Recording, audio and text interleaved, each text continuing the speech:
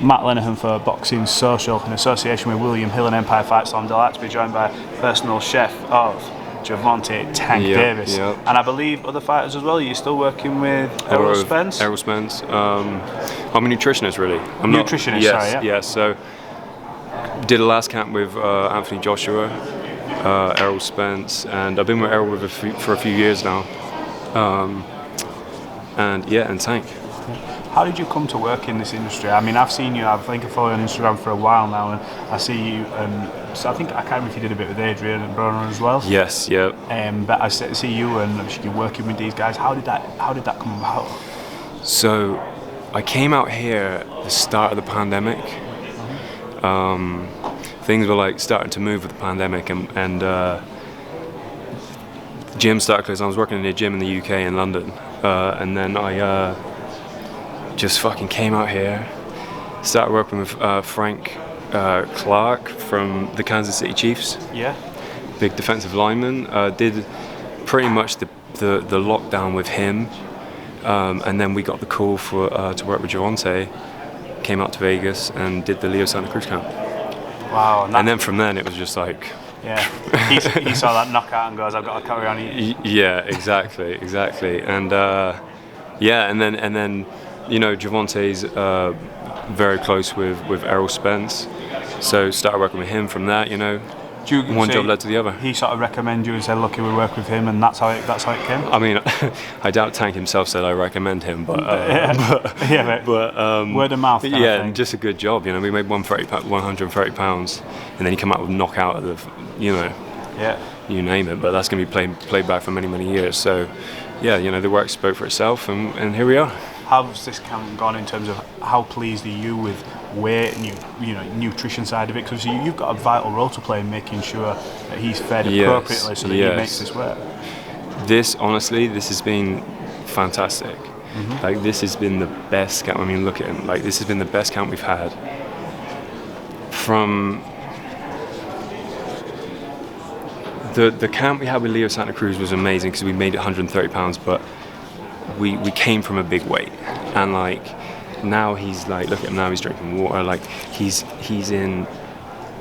steadily come down to, like, he takes himself way more seriously as an athlete now, and he's just coming down as, like, his weight's coming down, he's hanging around at a good strong weight, not having to make as much of a cut fight that you can. Yeah, exactly. Like, we do cut a lot, like, and he I say we cut a lot, we don't when I say cut, that's like when someone takes that last bit of water weight off. But we lose quite a bit of weight, you know, from start to the finish of camp. You know, he enjoys himself in between camp.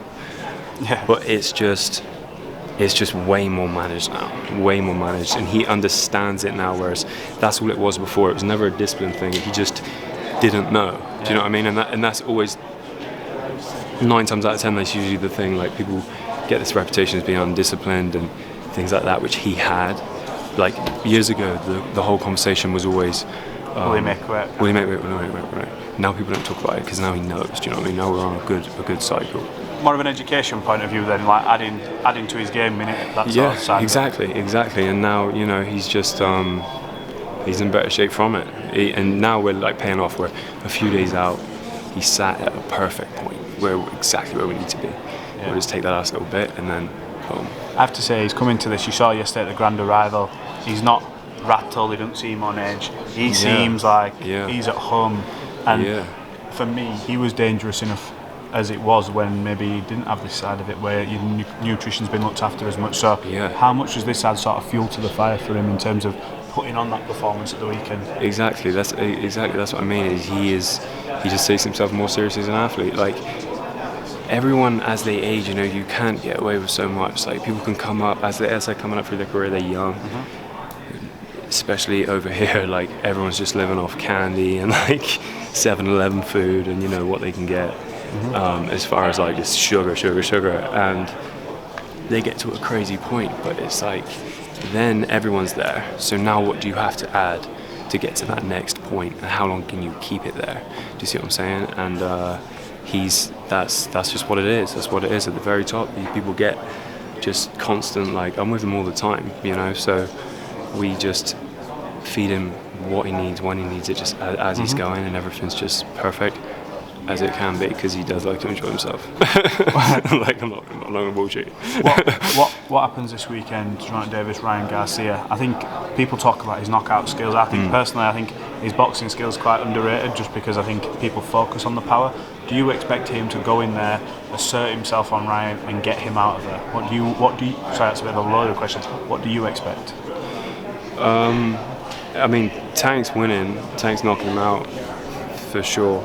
But I always say Tank late, always, because that's the thing about his boxing skills. He's going for the knockout, and if he wanted to, it's kind of a stupid answer, but if he wanted to, he could outpoint anyone he wanted to outpoint. But he's timing everyone for the knockout. This fight, I think Ryan is also, I believe Ryan in the fact that I believe himself. Like, he believes himself, but he's just very wrong. And I think he's going to come out, and I think Tank's going to put him to sleep early. But either way, Tank is just, he's this very, very special individual, for sure. How have you found working with Anthony Joshua? He's just had a performance over Jermaine Franklin. What's that relationship been like? Yeah, it's been good. I mean, I was with him for a few weeks in Dallas, and then I looked after his nutrition. I had a chef, Landon, who was down there, and he was great. So they kept that going, and yeah, he was great. He came in with, he came to Dallas, so it was a whole new thing for him. Like, he really changed up a whole bunch, and he ate everything, and he worked so hard. We fed him hard, so it was just like and he took it so seriously. He was like, at some points, he suggested blending up his food so we could just drink it before a workout. Like straight savory food. I was like, we don't have to do that. We could do something sweet. So it was very, like, he took that very, very seriously, and he was so fueled. It was an incredible camp. But I wasn't there. Landon was there for the most time, and I was just coming in and out. But I was here with Gervonta, so it was like 2 camps at once. Not much sleep. Plans to work with him in the future, though? Yeah, I mean, as far as I'm aware, he's coming back out to Dallas.